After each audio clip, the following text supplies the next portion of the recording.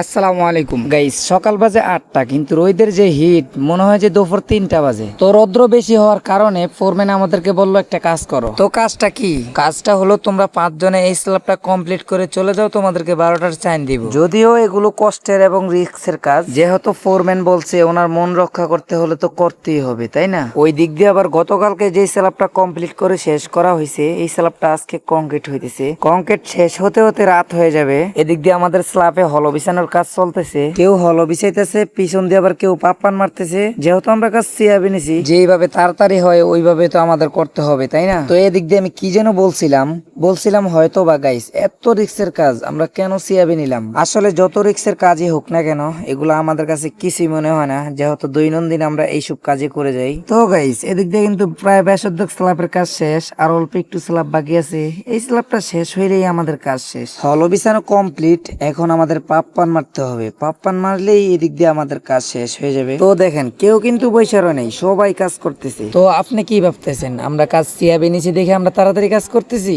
আরে না ভাই, আমরা সব সময় এইভাবেই কাজ করি। গাইস, আমাদের কাজ কিন্তু শেষ হয়ে গেছে, কিছু কিছু জায়গায় পাপ্পান মারা বাকি আছে, ওইগুলো নাইমে মারতেছে। তো এদিক দিয়ে আমি নাইমের বলতেছি, কি রে আজকে কি তোর পাপ্পান মারা শেষ হইবো নাকি আজকে নাইট করবি তুই? আমরা চলে যাই, তুই কর তাইলে। আসলে যতই দুষ্টামি ফাজলামি করি, আজকে কিন্তু নাইমে অনেক কাজ করছে। কাজ করতে করতে দেখেন চেহারার কি অবস্থা। তো যাই হোক, আমাদের কাজ শেষ, এখন আমরা চলে যাব রুমে।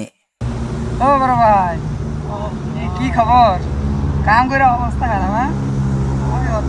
হ্যাঁ, আমরা কাম শেষ, এখন আমরা চলে যেতেছি বাসায়। ওকে, ভালো থাকেন, সুস্থ থাকেন, গুড বাই।